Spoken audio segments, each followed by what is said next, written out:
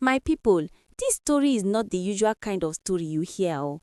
This one is very interesting, so get a seat and watch to the end. Mama Rasheed was known for one thing, her Amala and Ewedu soup. It was the best anyone had ever tasted. If you haven't eaten Mama Rasheed's Amala, you haven't eaten Amala at all. The Amala was dark, smooth like silk, and perfectly soft. The Ewedu was drawn to perfection, slippery and rich.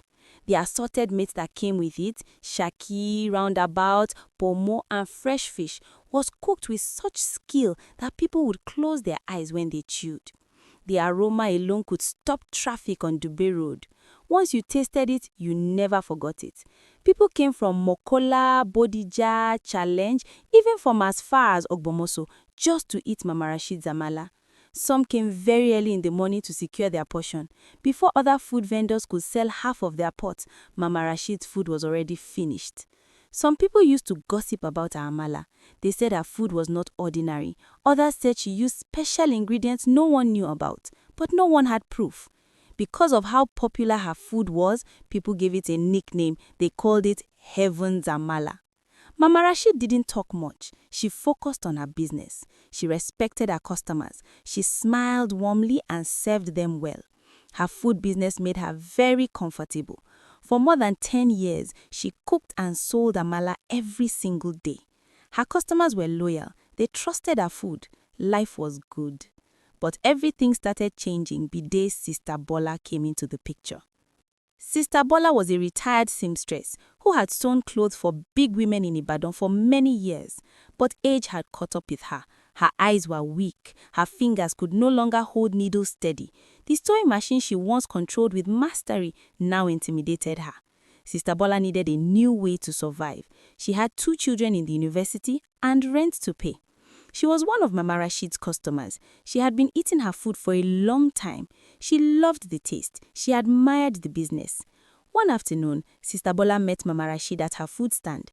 She greeted her respectfully and said, "Mama Rasheed, I want to start selling food too.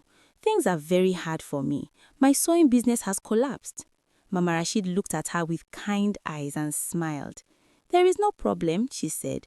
"I don't fight people who want to sell food. Everyone is trying to survive. May God bless your hustle."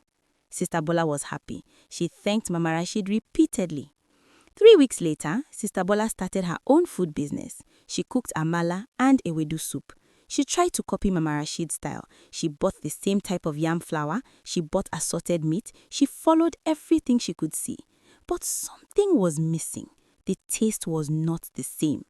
Her Amala was lumpy. Her Ewedu was watery. Her meat was tough. Customers did not come. Some days she sold to 2 people. Other days no one came at all. Sister Bola would sit in her shop all day, watching people walk past her place and go straight to Mama Rasheed's stand, less than 100 meters away. One evening, Sister Bola sat alone and thought deeply. "How can we be doing the same business?" she said to herself, staring her unsold Ewedu sadly. "Cooking the same food. My own is not moving forward," she continued, her voice cracking. "But people come from far and wide to eat Mama Rasheed's food." She shook her head bitterly. "I don't think her food is ordinary," Sister Bola said quietly. "There must be something she's doing. I must find out what she's putting in her food." And that was when Sister Bola made a decision that would change everything. Sister Bola started watching Mama Rasheed closely. Every move, every step, she wanted to know the secret behind the Amala.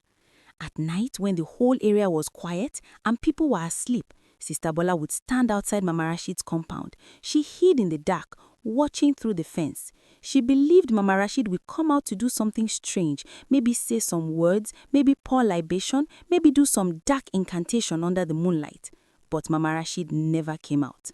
Night after night, Sister Bola waited in the mosquito-filled darkness. Nothing happened. Mama Rasheed slept peacefully. No secrets, no rituals, no strange behavior. After many days, Sister Bola became frustrated.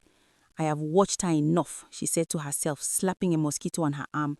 "There is nothing special I can see. But this business is still not ordinary. Nobody's Amala sells like this without something behind it."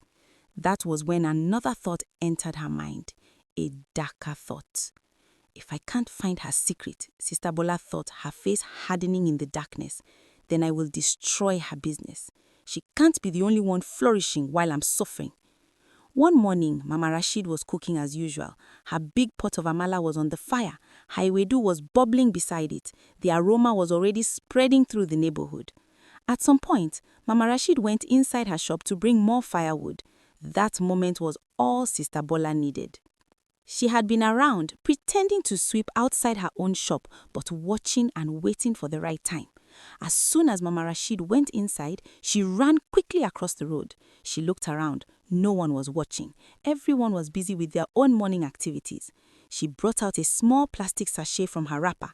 Inside was a powerful laxative she had crushed into fine powder. She poured it into the pot of ewedu and stirred it quickly with the ladle, then ran back to her place, her heart pounding, sweat on her forehead. Mama Rasheed came back, added her firewood, stirred the ewedu and continued cooking. She didn't notice anything. That day, something unusual happened. Mama Rasheed's food finished very fast, even faster than usual. In less than 40 minutes, everything was gone. Many of her regular customers were still in the queue. They waited, hoping, but there was no more food. So they did something they had never done before. They crossed the road to Sister Bola's shop. That day was different for Sister Bola. Customers filled her place. She was shocked. She served them with a wide smile, her hands trembling with excitement. Finally, she whispered to herself as she dished Amala onto plates. My time has come. People will finally see that I can cook too. People ate, they drank water, they thanked her. Sister Bola felt proud. But not long after, the shouting started. Ah, my stomach! One man held his belly and stood up suddenly, knocking his chair over. Another customer ran past Sister Bola's shop towards the public toilet, not even stopping to pay. Help me! Where is toilet? A woman screamed, her face twisted in pain. Ah, this food has finished me, another person cried. People started running in different directions, holding their stomachs. Some bent over completely. Some were crying. Some were begging for water. Some couldn't even make it to the toilet and squatted behind buildings, behind cars, anywhere they could find. The whole area became chaotic. Sister Bola stood there, confused, her smile frozen on her face. She didn't understand. Why is this happening to me? She asked herself, her voice shaking. Why not Mama Rasheed? I put it in her ewedu, not mine. But she had forgotten something important. Mama Rasheed's food finished early. All these people running around had eaten Sister Bola's food, not Mama Rasheed's. By evening, the whole area had heard the story. By the next morning, it had spread to 3 neighboring streets. Don't buy food from Sister Bola, people warned each other. Her food will make you sleep in the toilet. If you eat it, your stomach will deal with you for 3 days. I heard one man collapsed, another person added. They had to rush him to the hospital. From that day, Sister Bola's stall became dry again. No customers, no greetings, no sales. People would walk past her shop and whisper. Some pointed, some laughed. But Mama Rasheed's shop, it kept booming. Even new customers started coming. People who heard the story became curious. If someone tried to poison Mama Rasheed's customers and it backfired, then her food must really be blessed, they reasoned. And Mama Rasheed continued cooking, smiling and selling her Amala like nothing ever happened, while Sister Bola sat alone in her shop, watching everything she tried to destroy grow stronger. Sister Bola stayed home for 3 days, confused and ashamed. She kept asking herself one question. How can Mama Rasheed not be using something, she thought. I tried to destroy her business and it destroyed mine instead. This is not ordinary. The more Sister Bola thought about it, the angrier she became, but this time the anger mixed with fear. One morning, she made up her mind. If I can't fight her from outside, she looked at herself in the cracked mirror, then I will fight from inside. I will work for her and discover her secret. That same day, Sister Bola wrapped her best head tie and went to Mama Rasheed's shop. She knelt down and greeted her politely, her head bowed. Please, Ma, she said, her voice humble. Things are very hard for me now. My food business has completely failed. I have no money. My children are suffering. I am begging you to allow me to help you. She raised her head slightly. I see you have many customers, Ma. I can wash plates, I can serve customers, I can pound yam, I can clean. I will do anything. Please help me. I'm a widow with nobody. Mama Rasheed looked at her quietly, studying her face. I have been running this business alone for 10 years, she said slowly. Because I don't want problems. I love my peace. I've never employed anybody. Sister Bola quickly replied, desperation in her voice. I will not cause any problem, ma. I promise. I just need to survive. Please, ma. After thinking for a while, Mama Rasheed's kind heart won. She sighed. Okay, she said, you can help me, but we must have understanding. No stealing, no lies, no trouble. Yes, ma. Thank you, ma, she said, bowing repeatedly. Inside, she was smiling for a different reason. Sister Bola started working with Mama Rasheed. She washed plates, she served customers, she cleaned the shop, she helped to stir the soup, and all the while she watched. She watched how Mama Rasheed cooked. She watched what she added. She watched every move, every ingredient, every prayer Mama Rasheed said before lighting the fire. Days passed. Weeks passed. Sister Bola saw nothing strange. No powder, no charm, no secret ingredient. Mama Rasheed cooks like a normal woman, just with more care, more love, more attention to detail. Yet the food kept selling, kept tasting perfect. Sister Bola became more confused and more frustrated. Since she couldn't find anything, Sister Bola tried another way. She started moving around, telling people stories. Be careful of Mama Rasheed's food, she told them quietly, like someone sharing a secret. It is not ordinary. That's why once you eat it, you can't stop going back. It's like she's using something to tie people's mouths to her shop. Some people believed her. Some ignored her. Some asked questions. If her food is bad, they asked, looking at Sister Bola suspiciously, why are you still helping her sell it? Why are you working for her? Sister Bola would quickly change the topic or make excuses. I'm just warning you people as a concerned citizen. I'm working there because I need money, but I don't eat the food myself. Because she had no good answer, her lies were weak. Even though for 3 days, Mama Rasheed noticed fewer customers because of the rumors Sister Bola has spread, on the 4th day, something strange happened. The customers tripled. The shop was full. People were standing, waiting. Some customers were even helping Sister Bola wash plates so they could be served faster. Mama Rasheed, I heard someone is spreading rumors about your food. One regular customer said loudly, don't mind them. It's jealousy. Your food is blessed. We will never stop eating here. Others echoed their support. We know good food when we taste it. Mama Rasheed had to increase the quantity of food she cooked. She bought bigger pots. Sister Bola stood there in shock, water dripping from her hands as she washed plates. Instead of falling, the business grew bigger. Her plan had backfired again. That night, filled with desperation, Sister Bola went to see a native doctor in a remote part of Ibadan. The native doctor's shrine was dark and smelled of herbs and incense. Sister Bola sat on a low stool, her wrapper pulled tight around her. She told him everything. She told him about Mama Rasheed's success. She told him about her own failures. She asked for something powerful. I want charm for my own business to prosper, and I want you to do something to Mama Rasheed's business. I want it to scatter. The native doctor listened, nodding slowly. He consulted his oracle, throwing cowries on a mat. After a long silence, he spoke. I will give you what you want, but this woman you are fighting, her spirit is strong. Be careful. Sister Bola waved her hand dismissively. Just do it. I will pay you well. The native doctor performed some rituals. He gave Sister Bola a small gourd containing powder for her own business. Then he handed her something wrapped in black cloth. He said, inside here is a powerful charm. You must put it inside her food while it's cooking. It will spoil her business. Sister Bola held it tightly and went back home, her heart racing with anticipation. She could not wait for morning.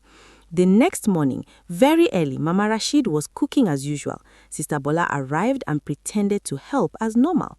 After some time, Sister Bola walked to Mama Rasheed and said casually, "Ma, one customer is calling for you outside. He said he wants to make a big order for a party." Mama Rasheed's face brightened. "Really? Let me go and see." She wiped her hands on her apron and went outside to the front of the shop. As soon as she left, Sister Bola acted fast. Her hands were shaking. She brought out the black cloth from her bra and unwrapped it. Inside was a small carved figure wrapped with red thread. She pushed it deep inside the pot of amala, making sure it went under, then quickly stirred to cover it. Minutes later, Mama Rasheed returned, looking confused. "There was nobody there," she said. Sister Bola shrugged, her heart pounding. "Maybe the person got tired of waiting and left, Ma." When the food was ready, Mama Rasheed started serving customers as usual. Sister Bola had disappeared, saying she needed to use the toilet. Suddenly, Sister Bola came back, but she was not alone. She brought 3 men with her, men she had paid from the motor park. She stood before everyone in the shop and shouted dramatically, "This food is not ordinary. Mama Rasheed is using juju. She put charms inside her amala." Everyone stopped eating. Forks froze in the air. People covered their mouths in shock. Mama Rasheed was shocked too. She looked at Sister Bola in disbelief, unable to speak. "If you don't believe me," she shouted, pointing at the pot, "check the pot of amala. You will see what I'm talking about."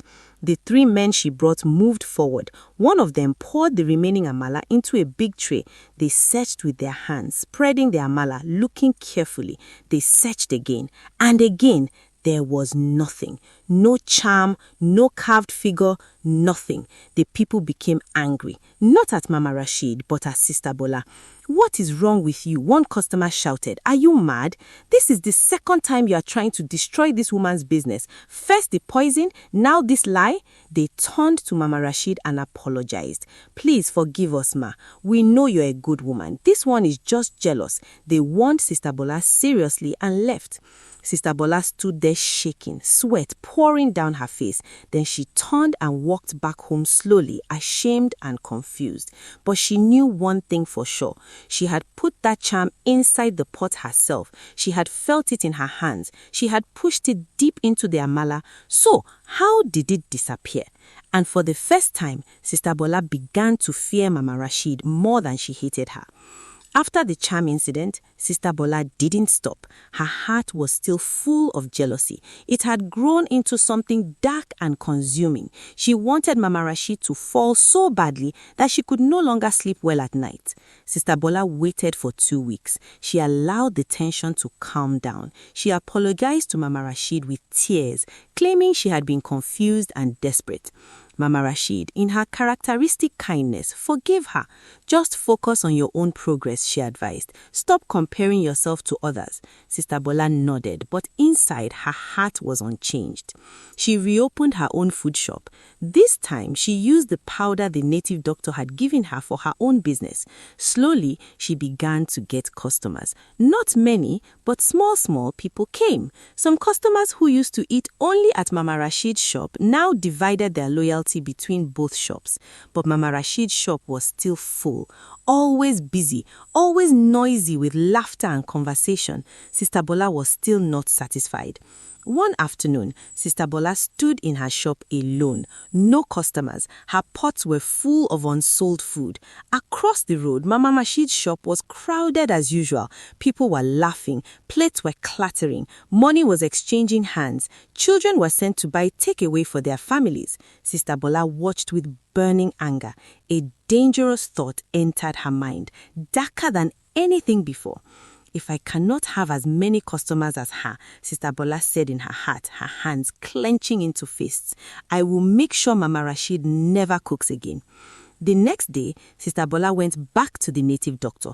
This time, her request was different. Her eyes were cold. She said to him clearly, "I want you to paralyze Mama Rasheed's hands so she will never be able to cook." The native doctor became serious. His face changed. He shook his head slowly. "I cannot do that," he firmly said. "That woman has a pure and innocent heart. I have consulted about her before. If I try this, it will return back to you. The spirit will not allow it." Sister Bola shouted, her voice rising. "I don't care. Do it. That's why I'm paying you." The native doctor warned her again, his voice grave. "The cost will be heavy, heavier than what you can imagine. When you attack someone with a clean heart, the cost bounces back double." Sister Bola brought out more money from her purse and slammed it on the table. "Do it," she said through clenched teeth. After a long silence, looking at the money, the native doctor agreed. "On your head be it," he said.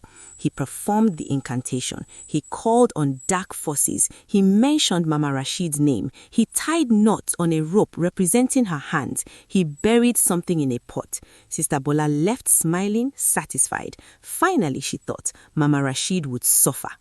The next morning, Sister Bola woke up happy. Her plan for the day was simple. She would pass by Mama Rasheed's shop and see people crying and pitying her. She would see Mama Rasheed with paralyzed hands, unable to cook, and then customers would have no choice but to come to her shop. But as Sister Bola tried to sit up from her bed, she couldn't move her hands. They were completely numb. She tried again, panic rising in her chest. Nothing. Her hands just lay there, lifeless. Fear entered her heart like ice water. She forced herself to stand. Her hands were not just numb, they were beginning to shake uncontrollably. With great struggle, she used her leg to drag her phone closer from the bedside. Using her toes and her mouth, she managed to call the native doctor. Crying, she told him everything through broken sobs. "My hands, I can't move them. What is happening?" The native doctor sighed deeply. "I warned you," he said without sympathy. "The curse has returned to you. That woman is protected by something greater than my power. There is nothing I can do now." "Please," she screamed into the phone, "I will pay more money." "The only solution," the native doctor said slowly, "is for you to go and beg Mama Rasheed. Only her forgiveness can break this, and you must confess everything." Sister Bola screamed. She cried like a child. She rolled on the floor, but nothing changed. 2 days passed. Sister Bola's hands started getting worse. They were not just paralyzed, they started swelling. The skin began to darken. The pain was unbearable, like fire was burning inside her bones. She could not eat. She could not dress herself. She could not do anything. Sister Bola's elderly mother came from the village when she heard. She was shocked by what she saw. Her daughter's hands looked rotten. "What have you done?" her mother cried. "What have you done?" Through tears and shame, Sister Bola confessed everything to her mother. Her mother was horrified. "You are a wicked child," she said. "That woman gave you work when you were suffering, and this is how you repay her?" She didn't waste time. She carried Sister Bola, a grown woman, and took her straight to Mama Rasheed's shop. It was afternoon. Customers were eating. When Sister Bola and her mother entered, everyone stopped and stared. They knelt down in the middle of the shop. Sister Bola confessed everything. She told Mama Rasheed how she had poisoned her food that day, causing innocent customers to suffer. She confessed how she had spread lies and rumors. She admitted going to the native doctor. She revealed how she had tried to put a charm in the Amala. She confessed the final curse, how she had tried to paralyze Mama Rasheed's hands. People in the shop gasped. Some cursed her. Some wanted to beat her. But Mama Rasheed raised her hand for silence. She listened quietly to everything. Her face was calm. When Sister Bola finished, sobbing uncontrollably, Mama Rasheed spoke. "I have lived all my life without doing evil to anyone," Mama Rasheed said, her voice steady and clear. "That has been my protection." She continued, looking not just at Sister Bola but at everyone present. "When I was young, my father was a traditionalist. He was a powerful man, respected by many. Before he died, when I was only 16 years old, he called me to his bedside." Mama Rasheed paused, remembering. "He blessed me. He performed rituals for me. He told me to live a clean life, to harm no one, to be honest in all my dealings. And if I did this, no harm would come to me." She looked directly at Sister Bola. He said, "My daughter, I am giving you a protection, Anyone who tries to do evil to you while your hands are clean, while your heart is pure, the evil will return to them double. You don't need to fight. You don't need to curse back. Just remain good. Tears fell from Sister Bola's eyes.